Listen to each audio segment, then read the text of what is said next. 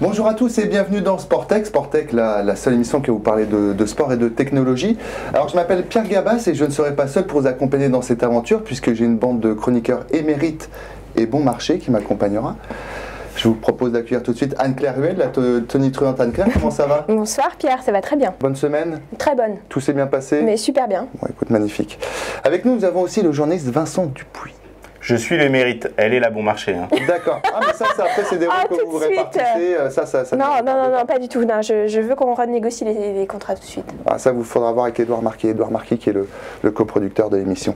Et nos invités pour cette première émission, on va parler football, on va parler marketing dans le sport. Alors, je vous présente Bruno Derrien, ancien arbitre international, bienvenue. Merci, bonsoir. Et Stein Jacobs, bienvenue à vous.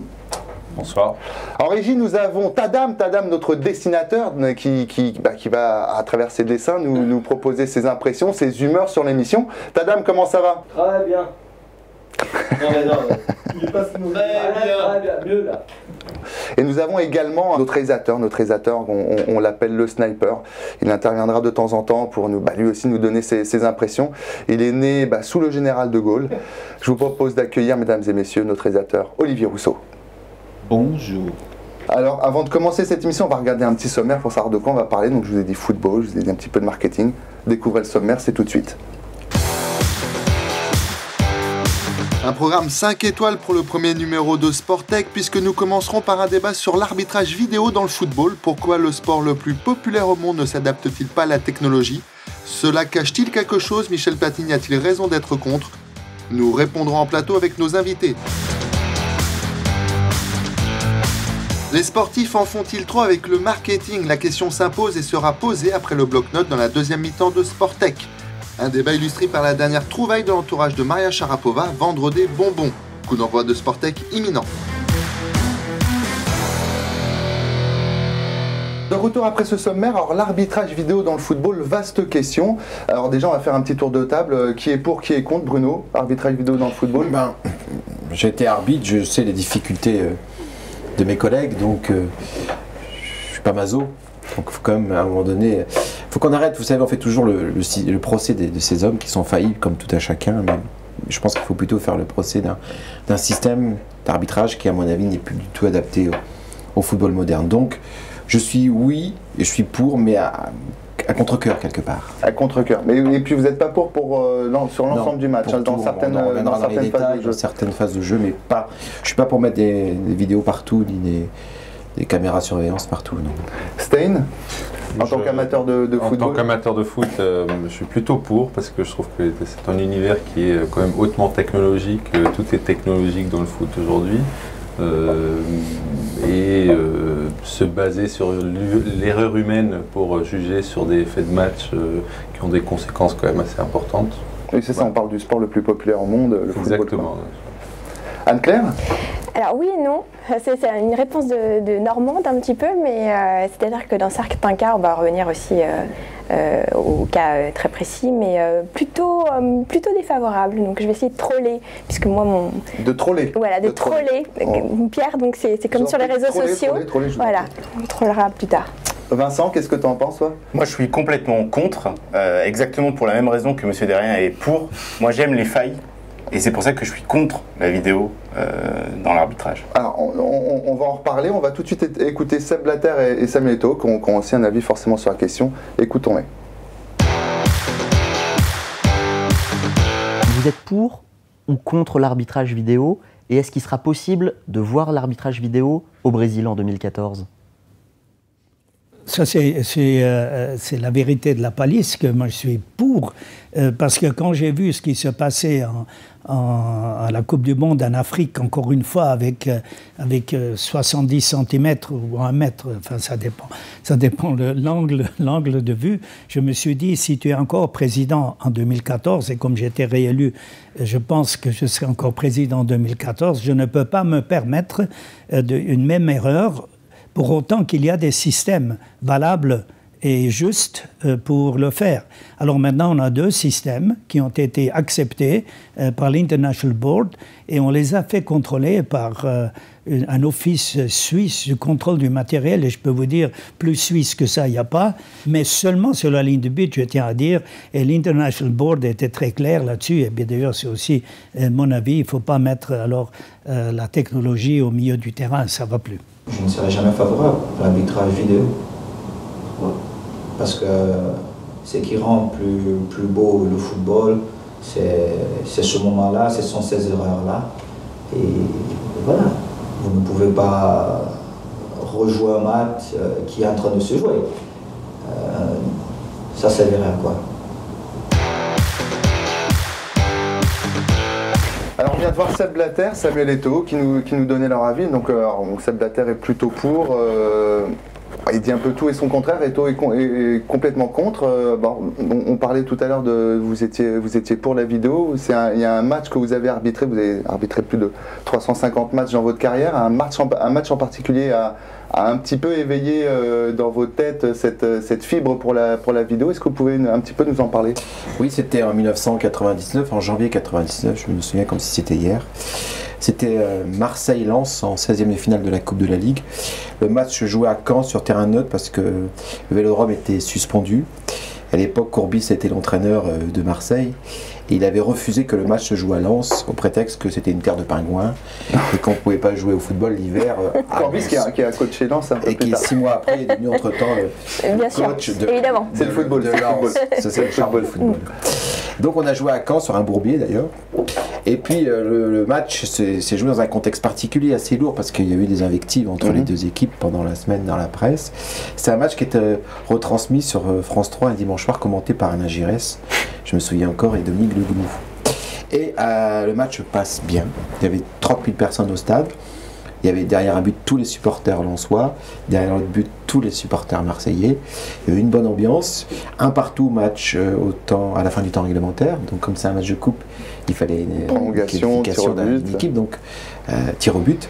Et là, mes assistants et moi, on est contents de notre match parce qu'on a fait un bon match, il n'y a pas eu de polémique, et on n'est plus dans le match. On est ailleurs. Ça c'est ma réflexion après coup. Et donc je choisis le but vers lequel va être tiré. C'est vous qui choisissez dans ces cas-là. Le règlement dit que c'est l'arbitre d'autorité qui choisit. Mais là, j'ai pas voulu avantager une équipe plus que l'autre. J'ai tiré au pile ou face. J'ai dit pile, but de Marseille, face, but de Lens. Et on a tiré donc de devant les supporters lensois. Donc quelque part, les Marseillais en difficulté. Mais ça, c'est le tirage au sort qu'il avait déterminé. Donc bref, alors arrive la séance. Le 5e lensois se présente et rate. Le 5e Marseillais se présente, Éric Roy, qui a été l'entraîneur de Nice, qui est maintenant commentateur pour Bein Sport, frappe. Et si le Marseillais marque, ils sont qualifiés pour les 8e de finale. Le ballon frappe la barre et rebondit sur la ligne. Enfin, je pense sur la ligne. Mais entre Varmus, le gardien de but de Lens, et le second poteau, donc à l'opposé de l'arbitre assistant. Alors moi j'étais placé dans la surface de but, donc trop près du but, et mon assistant en l'occurrence était placé à l'angle des 16,50 m, à l'angle de la surface de réparation. Donc un peu loin du but. Enfin, c'était pas les placements préconisés par les lois du jeu. Et là Varmus me fait non, non.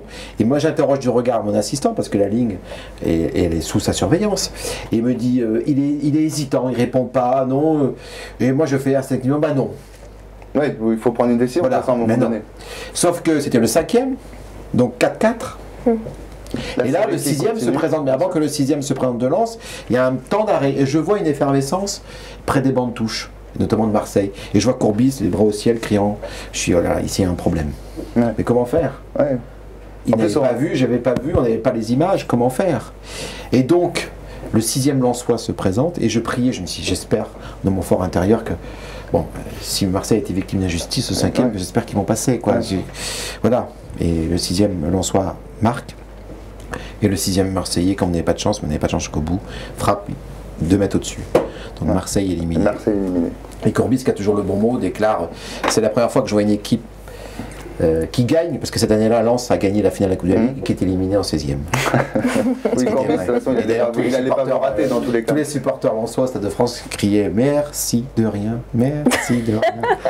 Maintenant, la question est de savoir, c'est avec le temps qui passe, on voit que quand même le hockey est dans le tennis, l'arbitrage vidéo est dans le rugby. Pourquoi dans le sport le plus populaire au monde, il n'y a pas de football? Bien sûr, et pour finir l'anecdote, je me souviens, le lundi, donc matin, je rejoignais mes collègues arbitres à Quiberon, parce que la première semaine de janvier, on était toujours en stage de Thalasso à Quiberon.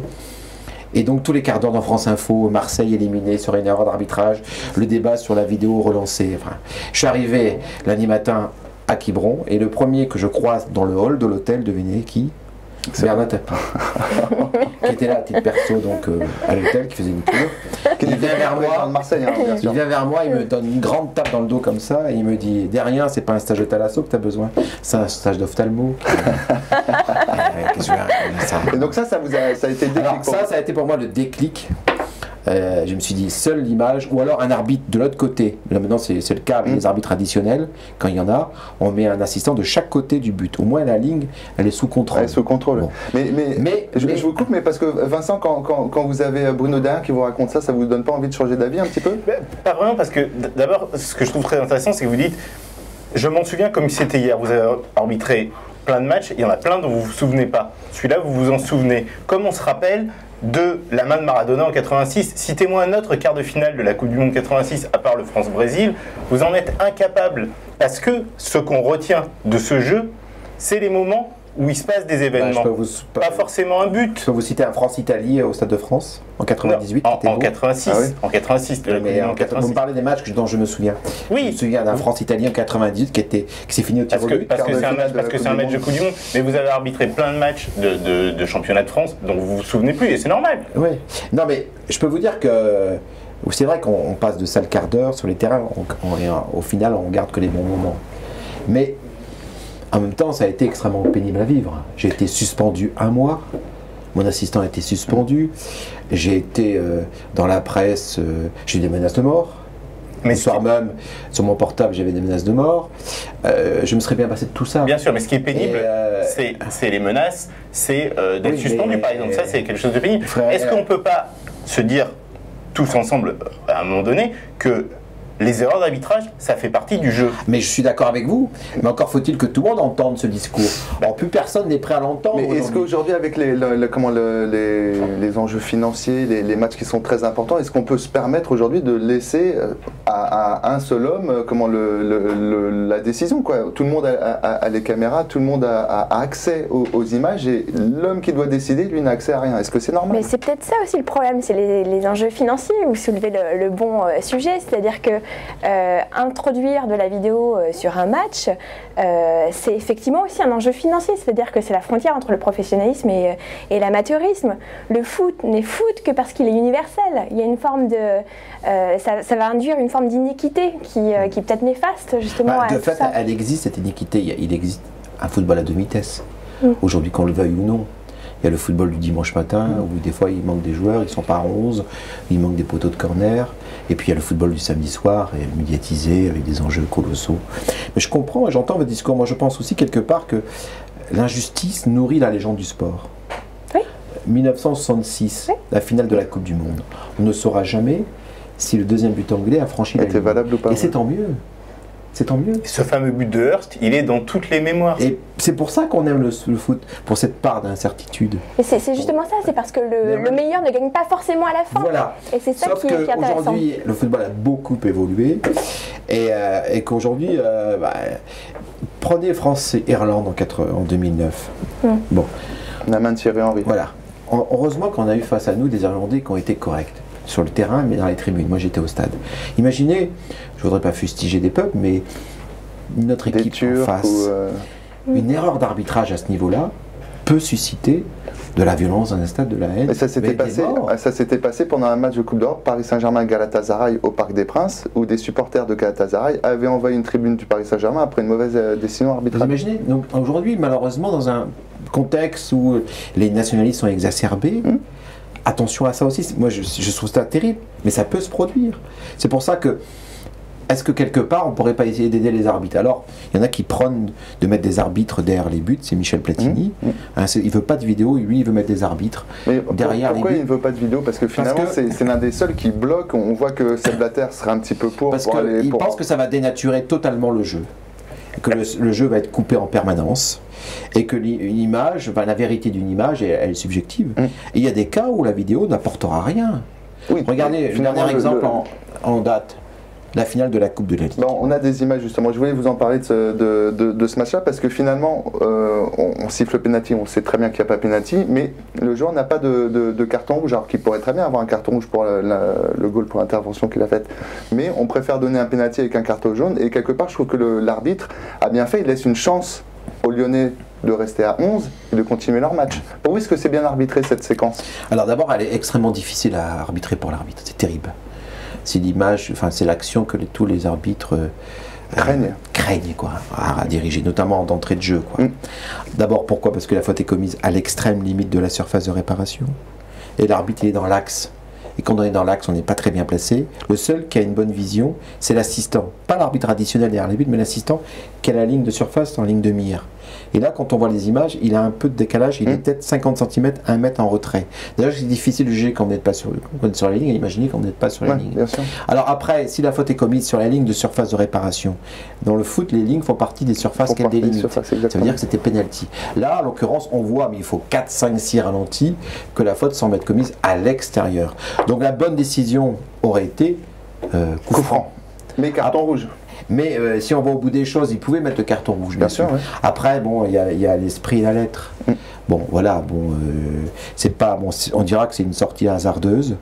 C'est pas une Schumacher, comme on se souvient en 82. Mais ça aurait pu, parce que les jambes en avant, les genoux en avant. Non, mais sa sortie n'est pas du tout maîtrisée. Académique, ouais, tout à fait. Elle n'est pas du tout maîtrisée. Et on a beaucoup fustigé l'arbitre, mais je trouve que le gardien lyonnais, là, il maîtrise pas son geste. Et Stein, je voulais vous poser une question par rapport à ce que disait Bruno tout à l'heure sur la main de Thierry Henry avant la Coupe du Monde. Est-ce qu'un fait de jeu, une mauvaise décision arbitrale peut modifier la carrière d'un athlète, son côté entre guillemets bankable qu'il pourrait avoir auprès de certains annonceurs? Par exemple, Thierry Henry, ça aurait pu avoir des côtés assez négatifs pour lui. Ça a sûrement eu un impact sur sa bankabilité et donc sa valeur marchande à ce moment-là. Après, il était quand même un joueur qui était plutôt en fin de carrière. Donc après, mais il y a aujourd'hui effectivement des joueurs qui ont sur des faits de match, sur de la réputation finalement, eu des conséquences assez importantes sur le reste de leur carrière. On connaît le cas du joueur de Valenciennes, je ne connais plus son nom à l'époque de notre ami Tapi. On connaît le sort Après, c'est pas des faits de match, mais on connaît le sort de Bosman, qui a quand même fait évoluer le foot de manière assez impressionnante, alors que lui, il a quand même fini hyper mal.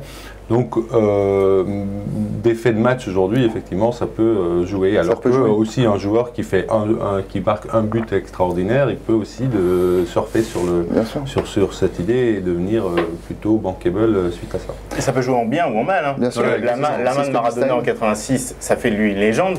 Et Suarez à la Coupe du Monde de 2010, il a un comportement qui est répréhensible, mais ça fait de lui un héros dans son pays.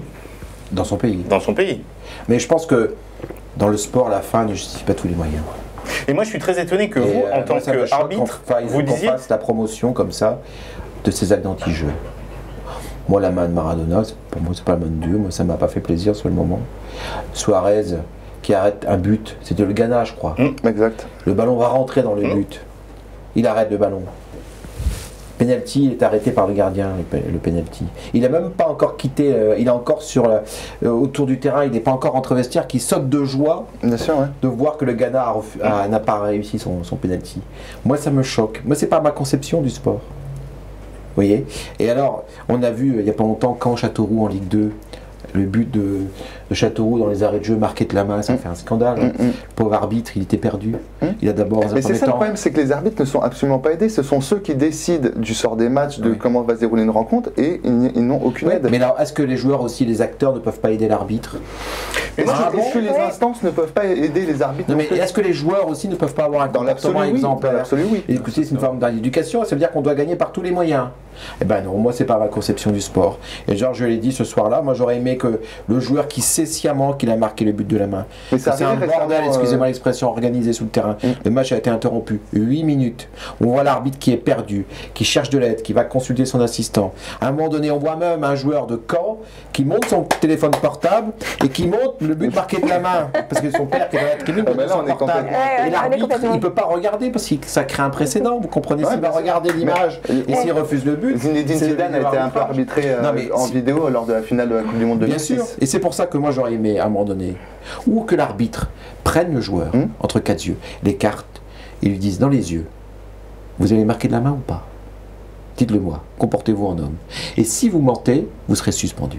D'ailleurs ça a été le cas, il a pris 3 matchs fermes. Là peut-être le joueur face à sa responsabilité aurait dit à l'arbitre, oui, je vais marquer de la main. Et je regrette que le coach de Châteauroux, ou quelqu'un, le président, le coach, même si Châteauroux se bat pour le maintien en Ligue 2, n'ait pas dit, bon écoute, disons les choses à l'arbitre.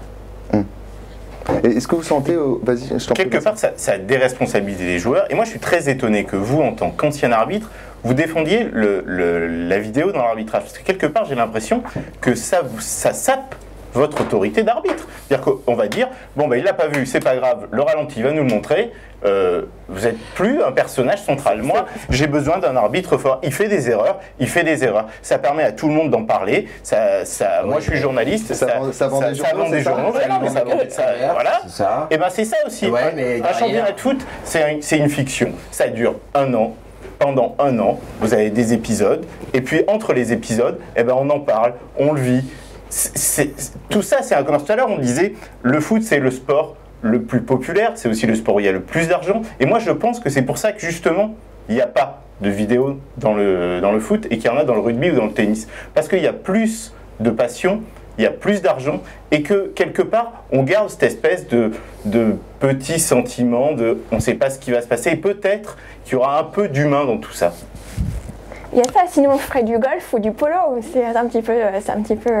J'ai entendu Seb Blatter qui longtemps a été contre la vidéo. Absolument. Mais il l'est depuis 2010, depuis ce match Angleterre-Allemagne. Imaginez ça sur une finale de la Coupe du Monde. Ça peut arriver. C'est déjà arrivé.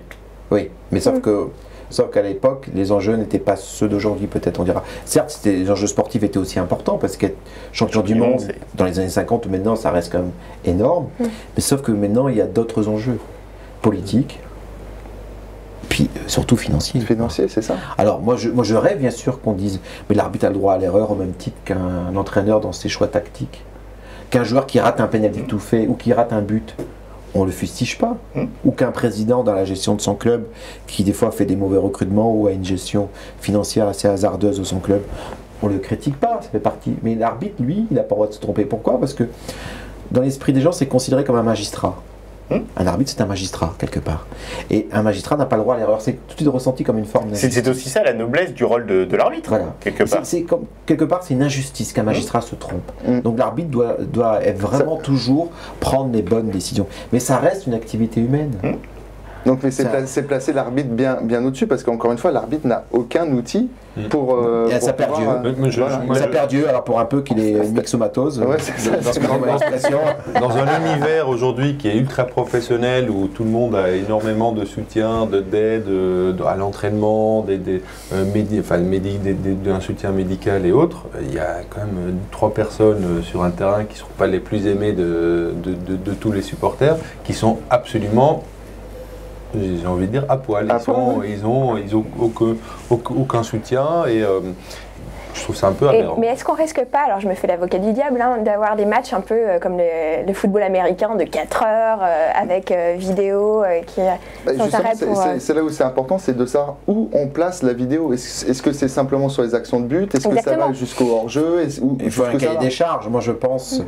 Qu'il faut on a un dessin de Tadam, excusez-moi Bruno, un dessin de Tadam qui est notre dessinateur qui intervient dans l'émission, qui nous fait partager son humeur du moment. Je vous en prie Bruno, continue. Oui, il y a trois situations où on pourrait éventuellement faire appel à la vidéo. D'abord, est-ce que le but est rentré ou pas? Ça va être le cas à la Coupe du Monde, là ils ont mis en place un système, Blatter l'a évoqué. Un peu comme au tennis hockey, je crois, donc sur la montre de l'arbitre, quand le ballon sera franchi entièrement la ligne, sur la montre de l'arbitre, il y aura une mention. Ça, c'est plutôt positif. Ça va ramener la confiance, la sérénité aux arbitres. Par contre, il n'y aura pas d'arbitre de surface en Coupe du Monde. Exactement. Ensuite, lorsqu'un but est entaché d'une faute, c'est-à-dire qu'on n'arrête pas le jeu. Il y a eu un but. Et on a un doute sur la validité du but. On laisse l'action se terminer. On touche rien. On voit le ballon dans les filets. Oh, il y a un problème. On regarde, ah ben non, le but est valable, ah ben non, le but n'est pas valable. Ça prend 30 secondes à maintenir le jeu. Exactement. Ouais. Et puis après, on l'a vu samedi soir, l'arbitre siffle une faute à la limite de la surface, il a un doute sur l'endroit de la faute, On peut Seule demander. l'image peut. Mais là, en l'occurrence, elle aurait montré que la faute est commise à l'extérieur. Absolument. Voilà les cas où éventuellement on pourrait utiliser la vidéo. Mais des fois, il y a des images qui ne montrent rien. Et puis aussi, ça posera le problème du réalisateur. Qui réalise les images?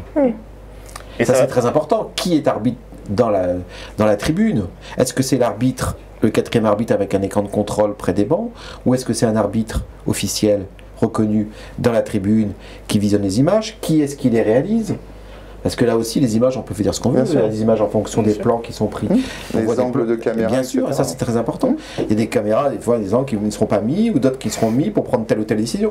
Donc, et de qui verra l'image? Ça veut dire que est-ce que cette image on la montre à tout le stade ou on la montre qu'à l'arbitre? Est-ce qu'il faut un grand écran pour que tous les gens la voient? Les images, on les montre à la télé en boucle après, et pendant et avant. Donc. Non, et pour les spectateurs qui sont dans le stade, comme l'arbitre, qui va voir les images? Est-ce qu'il n'y aura que l'arbitre qui verra les images? Est-ce que tout le stade va pouvoir voir l'image? Moi, je suis contre que le stade voit les images. Imaginez, on l'a vu déjà, il y a eu des cas où, en Coupe du Monde, encore c'était l'arbitre italien, M. Rossetti, je crois, il y a un but hors jeu marqué pour une équipe. Et il y avait tous les joueurs qui lui disaient regardez l'écran, regardez l'écran. Et ils ne pouvaient pas regarder l'écran. Et ça peut créer une émeute dans un stade quand on voit un but marqué qui n'est pas régulier. Donc moi je pense au rugby c'est le cas. Moi j'ai assisté cette année au premier match de rugby au Stade de France, à Jean-Bouin pardon, pour l'inauguration du stade Jean-Bouin. Et là, on est passé d'un excès à l'autre au rugby. Oui, il y a beaucoup trop d'arrêts pour l'arbitrage. Le match a duré 15 minutes de plus ou 20 minutes de plus. Sans arrêt, l'arbitre faisait ça. C'était même tout le public qui réclamait la vidéo, sous l'air des lampions, à un moment donné, vidéo. C'était tout et n'importe quoi. Ça déresponsabilise complètement les arbitres de rugby. Moi, j'ai lu les déclarations du président de la commission des arbitres au rugby. On est parti. Alors au départ, la vidéo au rugby, c'était pour voir s'il y avait un essai ou pas.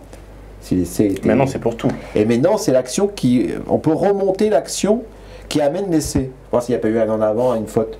Mais les arbitres se mettaient en spectacle.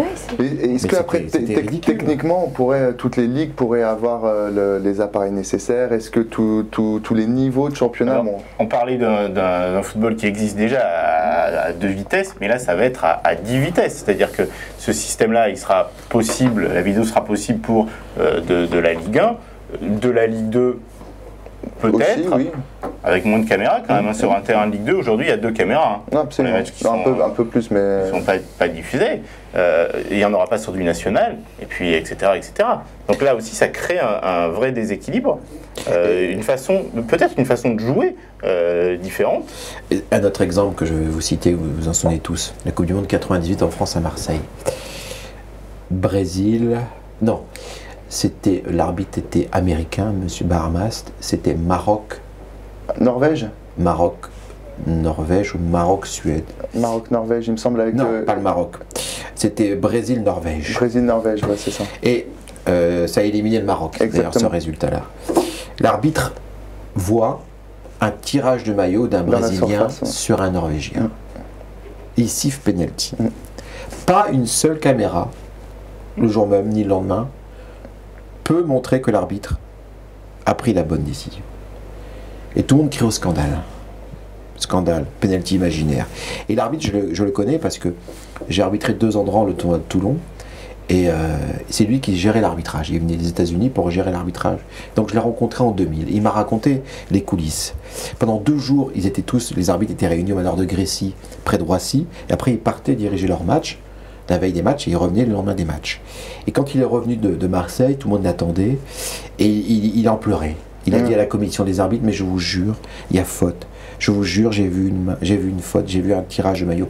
Et tout le monde lui dire... On a reconnu quelques jours après que... mais pas tout de suite. Et tout le monde lui dire, mais il n'y a pas une image qui montre que tu as pris la bonne décision. Donc, vu égard à la polémique qu'il y a eu, ils l'ont ramené chez lui. Parce qu'après le premier tour de la Coupe du Monde, la moitié des arbitres rentrent au pays. Ceux qui n'ont pas été au haut niveau, qui ont eu des mauvaises perfs, rentrent. Donc lui, il est rentré chez lui. Et entre-temps, il y a une caméra amateur qui a prouvé 3 jours après qui montre le tirage de maillot. Mais est-ce qu'on risque pas de tomber dans un foot un peu procédurier? Vous disiez que l'arbitre c'est finalement un magistrat, donc là on passe en cours de cassation finalement, donc c'est sans fin.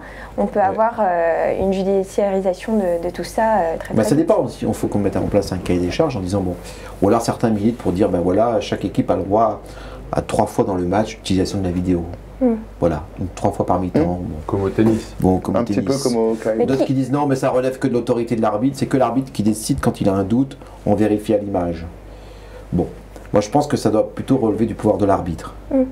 Parce que ça veut dire que si un entraîneur a utilisé ces 3 possibilités, À un moment donné, oui, il pourrait et être. puis à la fin il y a un but qui est marqué de la main, on va le valider. Donc là il y a un problème, quoi. Vous voyez.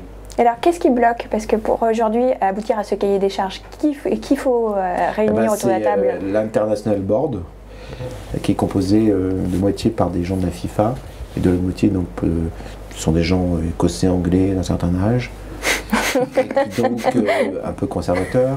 On a cru comprendre. Voilà, qui se réunissent et qui eux seuls peuvent changer les règles, modifier les règles. Et pour l'instant, ils ont refusé tout, sauf sur la ligne de but où il y a une ouverture. Ouais. Pour le reste, ils ont refusé toute ouverture vers la vidéo. Et les joueurs, dans tout ça, ce qu'on a entendu Samuel Eto'o tout à l'heure, lui il est contre. Oui, je suis Qu'est-ce surpris. qu'ils disent les joueurs? C'est bien que, en règle générale, en majorité, vous feriez un sondage auprès des joueurs. Je suis sûr qu'à 90%, ils vont vous dire qu'ils sont tous pour la vidéo. Bah, Et les arguments- Samuel Eto'o, c'est étonnant. Oui, je suis très surpris là, mais les arguments qu'ils mettaient en avant sont tout à fait recevables d'ailleurs. Oui, bien sûr, ouais. Mais c'est un peu l'argument de ceux qui sont contre la vidéo. Cette belle incertitude du sport. Oui. Oui, puis en même temps, Samuel Eto'o, sa carrière est derrière lui, il a tout gagné. Non, mais il en a plus, gagné pour un la Ligue des attaquant. Champions. Oui, pour un attaquant, c'est d'autant plus Mais étonnant. je trouve ça intéressant. bien Mais c'est sûr. rare. Ouais, c'est assez rare. Interroger. Si les entraîneurs, il y a Giroud qui était contre la vidéo. Voilà, hostilement contre la C'est vidéo. cher aussi.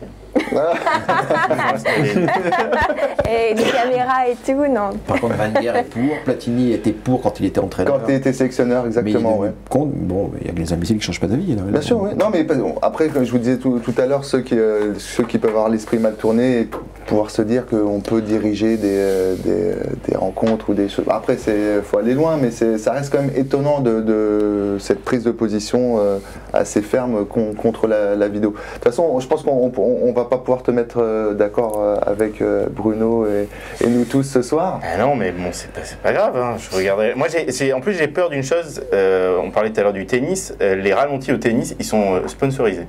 Ouais. Ah, tu penses que. Et alors, je suis sûr et certain. Mais si un jour ça existe dans le foot, ça va être sponsorisé, ça va être billboardé. Mais c'est normal, il y a un coût quand même à la. Non, bien sûr, c'est normal. C'est toujours normal. Donc, et moi, je trouve qu'on ne peut pas faire reposer tous les maux de la société sur le football et on ne peut pas lui reprocher tout et son contraire à la fois. Et de dire aujourd'hui, s'il y a des montées de nationalisme, c'est parce qu'il y a des fautes d'arbitrage qu'on n'a pas vues ou qu'on. Ça peut amener une explosion. Ça a été un discours que je comprends et vous avez raison, ça peut arriver, mais je trouve que on parle de ça parce que le foot c'est un sport populaire. Si le ping-pong était le premier sport mondial, on dirait la même chose du ping-pong, on voudrait mettre des caméras partout autour de la table du ping-pong. Je pense pas que on puisse avoir 100% de chance à un moment donné d'avoir des caméras qui couvrent toutes les actions et d'être dans la justesse absolue. Et cette incertitude, elle fait aussi le charme de ce sport. Oui. Voilà. Sauf ce discours, il faut le tenir à un entraîneur qui a perdu sur 2 buts hors jeu en finale. Oui, un petit peu comme les Lyonnais face à Monaco récemment. Ouais, mais ça s'équilibre. 3 hors jeu dans le même match, c'est quand même compliqué.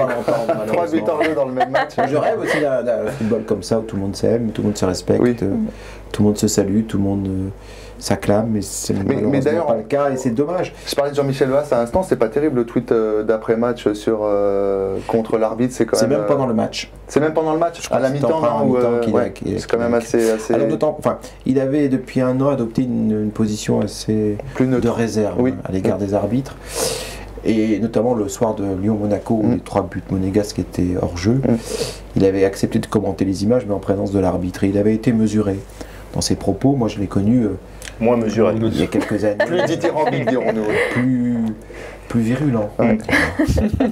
On s'est réconciliés depuis. Bon, en tout cas, c'est la fin de ce foyer débat. Nous, on va tout de suite passer au flashback. J'en perds mon oreillette. On va tout de suite passer au flashback consacré à l'Euro 2000 et à la fête qui avait eu lieu à l'époque à la Concorde. Et après, on va arriver sur le bloc-notes d'Anne-Claire. Attends, tout un programme. À tout de suite.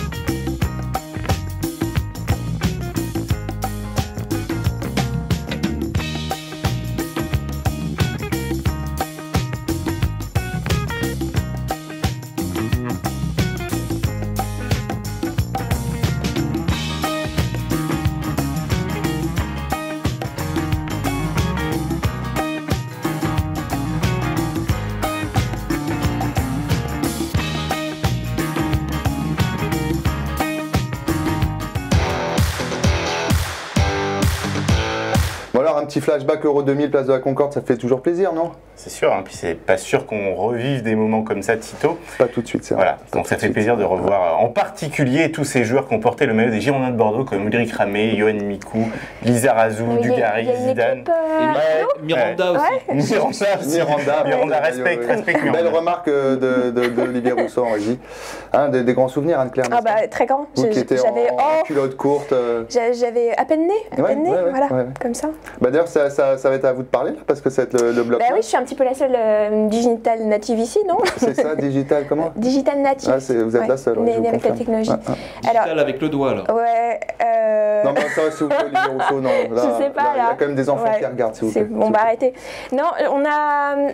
Alors moi, le but du jeu, c'est de repérer un peu les rumeurs sur le web, les tweets. Vous chassez la rumeur, vous traquez la rumeur. Tout à fait. Et il y a eu deux rumeurs enfin une rumeur et un fait d'armes qui se sont passés il y a quelques jours. La première rumeur, c'était sur le slogan des Bleus. Est-ce que vous vous souvenez de ça? Tous ensemble, tous ensemble. Non, c'était tous en bleu, tous ensemble bleu. Tous ensemble bleu. J'adore, le mec qui a pensé à ça, si c'est vrai. Le mec qui a pensé à ça, c'est génial. Alors en fait, je vous refais la chronologie de ce qui s'est passé. C'est un message qui est paru, un article qui est paru dans Stratégique, un magazine de communication. Ah, vous lisez Stratégie? Ah oui, donc il faut lire Stratégie, Vincent. Il faut lire la Moi, je lis France Football, quoi. Ouais, bah oui, moi aussi. Moi, je lis Stratégie, voilà. Donc, bref, en disant que l'agence, alors ça s'invente pas, hein, l'agence s'appelle Mégalo et compagnie. Alors on se dit, c'est un article Gorafi, c'est un peu parodique, voilà, c'est pas possible. Donc on dit que ce slogan c'était celui-ci. Donc tout de suite sur les réseaux sociaux, ça part un peu au quart de tour dans tous les sens. Je vais vous faire une petite compilation de ce qui s'est dit. Donc on a qui a confié le poste de DIRCOM à Ribéry. Pas mal. Je crois que l'ambition est posée, c'est de faire rire. Voilà, très bien, réussi. J'aime bien celui-là. On a Florian Gazan qui a dit sérieux, les Marseillais à Rio, c'est les Marseillais à Rio qui ont écrit le slogan des Bleus à la Coupe du Monde. Célèbre émission de W9, hein, les Marseillais. Et puis un autre assez taquin que j'aime beaucoup, c'est j'attends la mascotte avec impatience, matinée de gourmandise sadique. la mascotte étant toujours aussi un espèce de moment phare, aussi accouplé à l'hymne. On en reviendra là-dessus plus tard. Donc, on aura une mascotte, c'est sûr? Ah oui, on va avoir une mascotte, je pense. On a une mascotte comme à chaque Coupe du Monde. Super. Donc démenti tout de suite de l'agence de com qui a dit non, en fait c'est pas vraiment ça, en fait on va faire une appli plutôt, puis effectivement dans l'appli ça va rester. Et c'est vrai qu'ils essaient de rattraper un peu le truc, quoi. Un petit peu, quoi. Et puis leurs spots, c'est vrai qu'ils sont assez décalés, c'est un peu sur l'ambiance. Vous vous souvenez de cette publicité Allez les blés qui avait bien fonctionné, voilà. Donc un peu décalé, un peu comme ça, mais bon, ils ont très vite occulté le truc. Et ils ont démenti, ça s'appelait Démago et compagnie, ou ça s'appelle vraiment comme ça? Ça s'appelle vraiment comme ça. Non, ça ils n'ont pas du tout démenti ça. Ah, c'est Démago et compagnie, j'avais compris Mégalo et compagnie. Mégalo.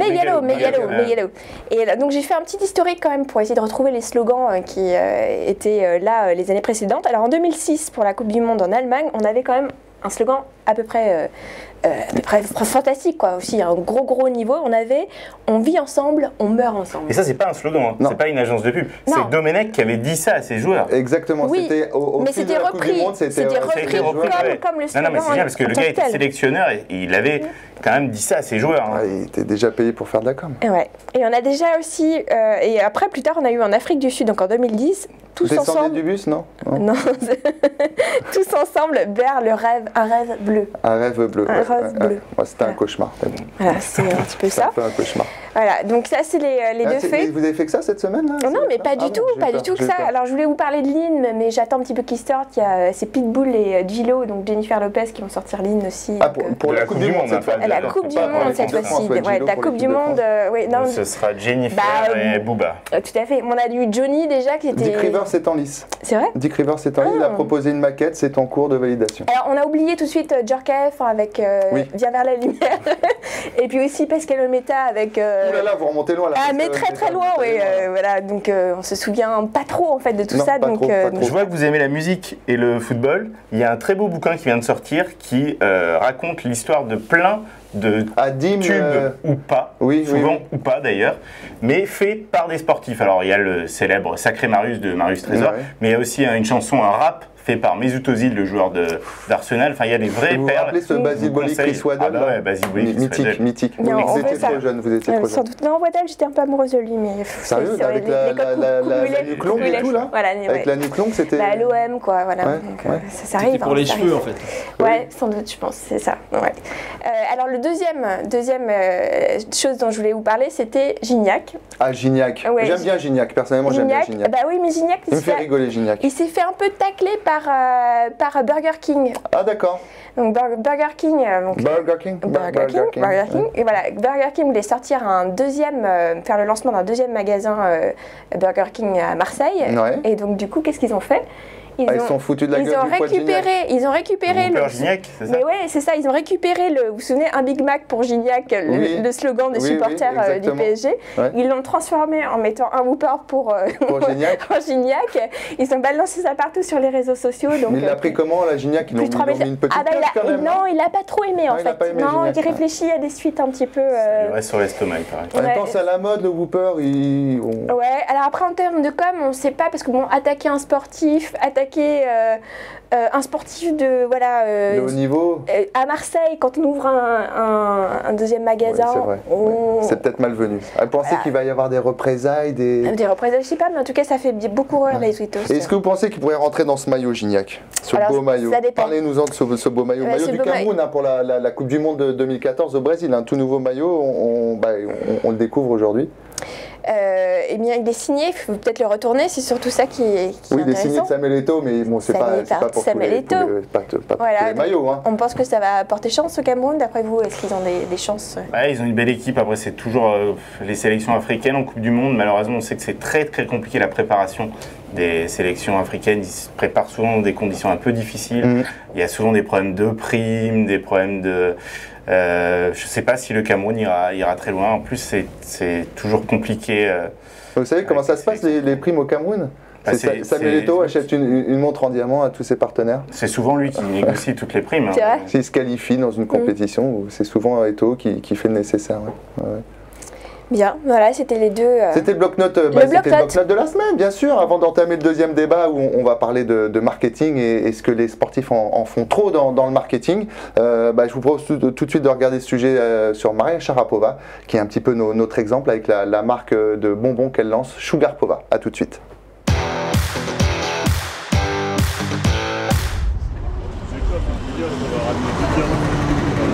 Voilà, Maria, s'il vous plaît. Un peu à gauche. Maria, s'il vous plaît. Ok, Maria. Je peux pas me permettre pour elle, hein. Je suis désolée. Maria, one more here. Maria, à gauche. Là, il n'y a plus personne. Il reste comme ça. Thank you. Maria. Pierre, maintenant si tu veux, t'en as eu. Franchement, mets-toi là-bas. I know, I'm trying to see. I hope you're playing on Saturday. Oh, sorry.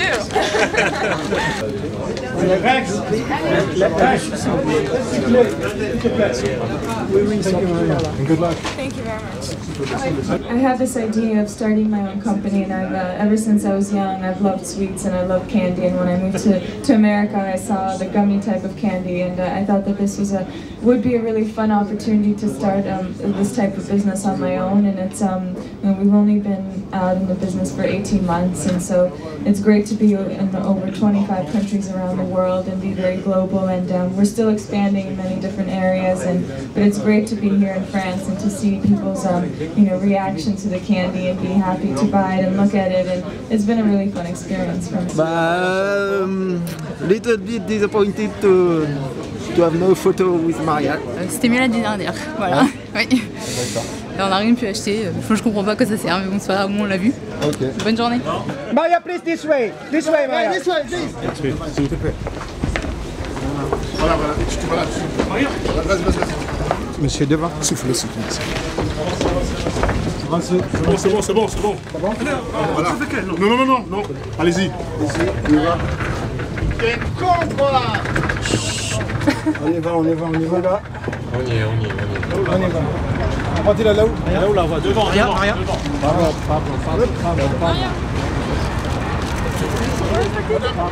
There's no car.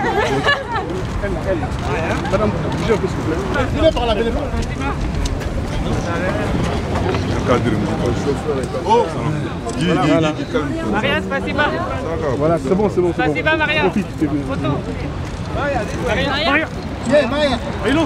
Maria, спасибо. Let's just take a taxi. Maria, спасибо. Good luck, Maria. Good luck for the tournament. Alors donc Maria Sharapova qui lance une marque de bonbons Sugarpova, qu'est-ce que vous en pensez autour de cette table, Anne-Claire? Sur la plastique de Sharapova ou Sur la plastique de Sharapova, c'est bonbons. Je pense que là je vous laisse un peu juge, mais vous pouvez avoir un avis quand même. C'est une grande professionnelle, Sharapova, elle gère très très bien sa marque. La difficulté c'est de se gérer justement en tant que marque et d'être cohérent par rapport aux choix publicitaires qu'on fait, mais on va laisser parler un peu Nos invités, Stein, qu'est-ce que vous en pensez? Ça vous choque pas des bonbons? C'est une sportive pour dégaler beaucoup de jeunes filles, de gamins l'aiment bien? Oui, après, est-ce qu'on peut blâmer tous les sportifs qui font de la pub pour des boissons ils préfèrent des préservatifs ou des choses comme ça, énergisantes, des boissons alcoolisées, des marques de fast-food, voilà. Après, il n'y a plus de limite. Donc, personnellement, je suis fan de la marque parce que je trouve qu'elle gère non seulement très bien son image, elle a plutôt une image, il n'y a pas beaucoup d'histoires qui sont sorties sur elle, elle gère très très bien tout ce qui est toute sa présence digitale avec des initiatives qui sont assez innovantes, assez intéressantes. C'est une des premières aujourd'hui qui gère un outil de social CRM autour de sa marque. Expliquez-moi un petit peu social CRM. Aujourd'hui, les athlètes ont à leur disposition plusieurs outils de communication qui sont des outils comme Twitter, Facebook et autres. Elle a pris tous ces outils, elle est allée beaucoup plus loin, c'est-à-dire qu'elle a créé vraiment une vraie communauté de Sharapova autour d'elle avec des vidéos qu'elle lance auprès de cette communauté. C'est une application qui est hébergée sur Facebook mais qui envoie des messages, des mails vers les gens qui sont souscrits à l'application. Elle envoie des vidéos hyper privées, sa communauté. Sa communauté est constituée de plusieurs millions de personnes. Donc c'est pas vraiment privé mais des exclusivités. Il y a moyen de gagner des dotations, ses chaussures, une raquette. Donc tout ça, on voit très bien. Mais là, on voit quand même dans le sujet, les gens sont pas très contents quand même quand ils sortent de là. C'est un peu le supermarché à l'autographe, quoi, à la photo où l'athlète n'a même pas le temps de regarder l'objectif. Donc c'est un petit peu particulier quand même. Oui, après on a vu un peu les coulisses. La majorité des gens, ils n'ont pas vu les coulisses comme on les a vues là, et ils ont juste vu sûrement les 20 heures de je ne sais pas combien de chaînes, parce que c'était aussi à ce moment-là, je pense qu'elle n'a même pas participé à ce tournoi-là, mais elle a voulu s'inscrire au nom de Sugarpova. Alors effectivement, il y a eu cette histoire-là aux États-Unis où elle a voulu s'inscrire sous le nom de Sugarpova et faire changer son nom. Alors là, c'était sur un tournoi en France, donc c'était sous le nom Sharapova, mais c'est vrai qu'elle a voulu faire ça aux États-Unis. Je crois que c'était Indian Wells. Voilà, donc en tant que marketeur, je trouve ça une initiative assez rigolote, mais on peut ne pas être d'accord. Vincent, qu'est-ce que vous en pensez? Moi, je suis super fan de ce genre de trucs. Les sportifs, quand ils vendent du textile de sport, m'intéresse pas du tout. De la pompe de sport, je trouve ça inintéressant. Par contre, quand Tsonga fait la pub pour Kinder Bueno, c'est un régal, quoi. Le mec, c'est le meilleur acteur du monde. Parce que vous lui, c'est pour ça aussi. C'est un peu ça. Mais c'est ça qui est vraiment rigolo. Quand Tony Parker fait la pub pour la aux chaussures, c'est un bonheur. Sharapova qui vend des bonbons, c'est génial. Moi, je trouve que, justement, alors je suis pas un marketeur pour le coup, mais je leur conseillerais de ne pas le faire. Mais pour les pas marketeurs, c'est un vrai bonheur de voir des sportifs faire ça, parce que c'est le seul moment où finalement ça casse un peu l'armure. Ils sont tellement bons et tellement bien conseillés dans leur communication que quand ils font ça, ça change un peu de ce qu'on voit d'habitude. C'est assez marrant. Moi, ça me fait rire. D'ailleurs, moi j'ai été contacté, je ne sais pas si ça va aboutir, par une marque de verre, de lunettes, que je ne citerai pas, pour faire une pub. Sur un terrain de football. Voilà, mais deux plus grosses conneries d'arbitres, donc en mettant des verres et Silor, enfin voilà, pour raconter un peu. Donc vous voyez, même les arbitres, Siméder, Colina a fait de la pub. Bien sûr, absolument. Pour Adidas, je crois, et puis aussi pour une voiture, il me semble. Marque de voiture, je crois que c'est. Et alors vous allez accepter? Bon, pourquoi pas? Il a raison, Bernard. Outil CRM, social CRM, il faut s'y mettre, la marque des riens. Voilà, Voilà. Bon, je peux aller pas très côté. Hein. La communauté. J'étais qu'un petit arbitre de Mais football. vous pensez pas que c'est un peu trop loin, Sharapova? Non, moi ça me choque pas, je suis assez d'accord avec Vincent et Stein. Non, d'abord, c'est une athlète qui a une très belle image, quoi, que vous l'avez expliqué, elle a tout gagné. Et puis, des bonbons, il n'y a rien de. Je sais pas, il n'y a rien de choquant, non? Moi j'adore les bonbons. Je sais pas, moi, non, mais alors certes, pour les sportifs, il ne faut pas qu'ils s'en mangent trop des bonbons, parce que pour leur hygiène, je sais pas, mais non. Ce qui a changé surtout, c'est leur pouvoir et leur audience. C'est-à-dire que sur Facebook, maintenant, c'est la course au like et au nombre de personnes qui vont vous follower sur Twitter. Et le moindre tweet doit être surveillé, parce que si ça part en vrille, évidemment, les conséquences sont internationales. Donc c'est peut-être ça aussi qui change, c'est que derrière, il faut un staff, il faut penser sa communication, il faut avoir une équipe. Mais c'est ça, c'est des nouveaux coups au quotidien. Enfin, c'est une marque, elle crée une marque, c'est-à-dire qu'elle le fait très bien, mais c'est une marque, c'est un job à part entière, au-delà de sa carrière de sportive. Vous pensez que c'est une manière de préparer son après-carrière? Vous disiez tout à l'heure qu'elle est un petit peu sur la fin de sa carrière. Est-ce que c'est une méthode pour faire le passage, quoi, un petit peu? Je pense qu'effectivement, elle gère aujourd'hui un peu l'après-carrière. Après, elle gère aussi aujourd'hui, parce qu'elle est encore à peu près au top de sa carrière. Elle est plus numéro 1, elle est un peu moins bien classée. Mais là, elle surfe encore sur cette vague-là. Après, dans 3-4 ans, peut-être qu'elle aura beaucoup moins de visibilité.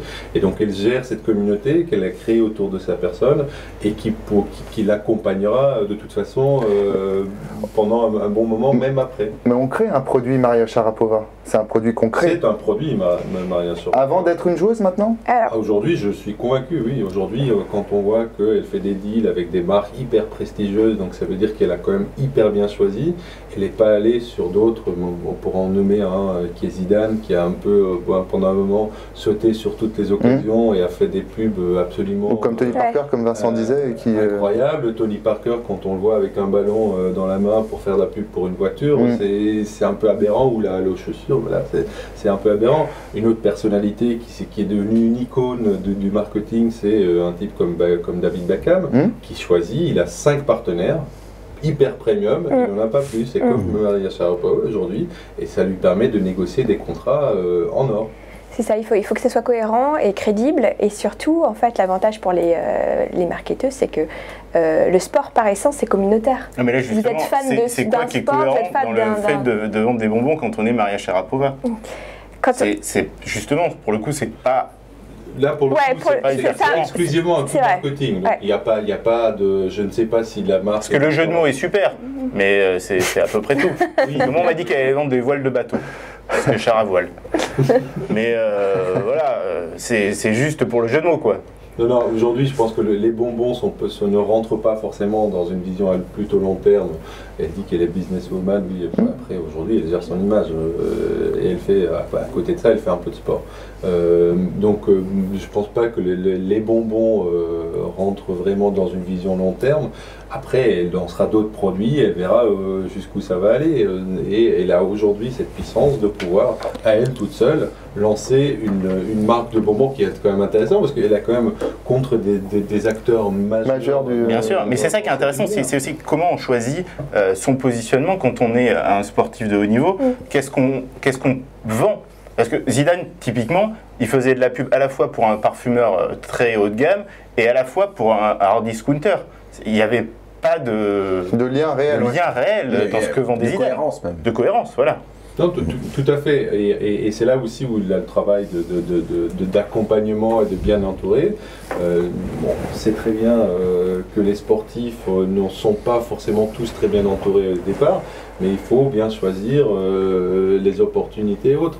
Et à un moment donné, il faut avoir un peu de chance aussi, donc ça marche pas tout seul. Ouais, c'est ça, il faut quand même que le sportif gagne un petit peu à un moment donné dans sa discipline pour quand même... Pas forcément, parce qu'il y a aujourd'hui, et on le voit très bien sur des équipementiers, même des organisateurs d'événements aujourd'hui, qui vont plutôt miser sur un sportif qui a une communauté très forte derrière lui. et qui est devenu bankable parce qu'il gère cette communication, plutôt que quelqu'un qui est plutôt sympathique, qui a beaucoup de résultats. Pour en nommer un, aujourd'hui, les rapports de force ont complètement changé, mais à l'époque des JO de Londres, il y avait deux personnalités dans l'athlétisme français qui étaient quand même hyper forts. Il y avait Lavillenie et Christophe Lemaître. Et on voyait qu'à l'époque, Christophe Lemaître était largement plus bankable que Lavillenie. Mais ça s'est inversé désormais. Oui, parce qu'il a forcément des résultats, et il a travaillé son image aussi. Lavillenie était beaucoup plus en retrait. Christophe Lemaître, je connais un peu parce qu'on l'a accompagné dans sa gestion de son image sur les réseaux sociaux. Et il avait une communauté qui était beaucoup plus large et les gens l'adoraient. Mais c'est intéressant parce que sur Christophe Lemaître, il a acquis une notoriété en étant finalement le premier blanc à descendre en dessous des 10 secondes au 100 mètres. Aussi, et c'est quelque chose qu'il n'a pas voulu revendiquer.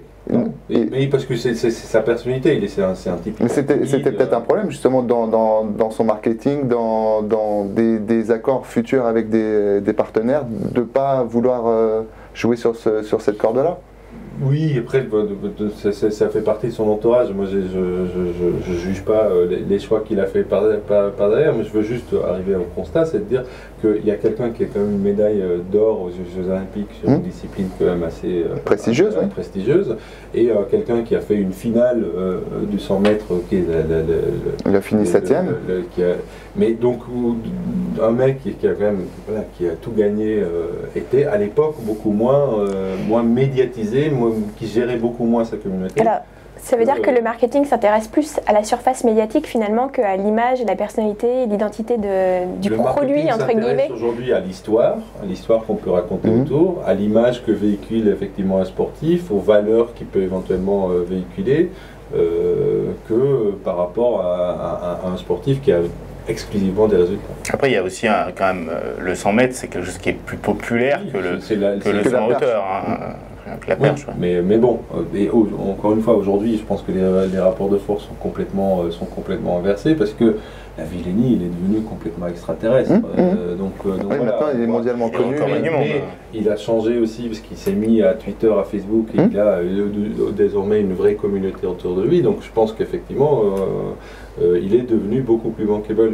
J'ai lu un article, encore une fois, dans la même comparaison de ces deux athlètes, un article de l'organisateur de la Diamond League à Bruxelles, qui disait à choisir à l'époque, juste après les Jeux de Londres, à choisir entre deux athlètes, si j'ai pas les moyens de les acheter tous les deux, de les faire venir tous les deux, je choisirais Christophe Lemaître parce qu'il a plus de fans sur Facebook. D'accord. Ah oui, donc il se base là-dessus finalement, plutôt que sur un éventuel record ou une éventuelle victoire de le mettre dans la course. Il n'était pas là, mais c'était quand même un argument, il a quand même sorti. D'où l'effet médaille aussi post-JO, d'où le fait qu'on dit parfois que certains sportifs achètent aussi des nombres de followers. Oui, il paraît, ouais. Vous saviez ça, Bruno? Il n'y a pas des sportifs, je crois qu'il y a des politiques aussi, mais voilà, c'est pour être bankable justement, pour assurer la suite. Donc, pour être dans les top tweets ou dans le top nombre de followers. Moi, pour être dans l'émission, j'ai acheté 2000 tweets en un mois. C'est toi? Oui, c'est vrai. C'était bien joué. C'était la seule solution. C'est ça. Bon, en tout cas, merci beaucoup à vous d'être venu participer à la première de Sportech, une première réussie. Merci Bruno d'avoir participé. C'est un plaisir. À bientôt. Merci Stein. Avec plaisir. Anne-Claire, à bientôt. À bientôt. Pour un nouveau Bloc Notes. Et Vincent, à bientôt également. Moi, je vous remercie de nous avoir suivis. Je remercie en régie Olivier Rousseau. Je remercie également Tadam, notre dessinateur, et Édouard Marquis, qui est le coproducteur d'émission. Moi, je vous dis à la semaine prochaine. Et d'ici là, faites du sport. Bye bye.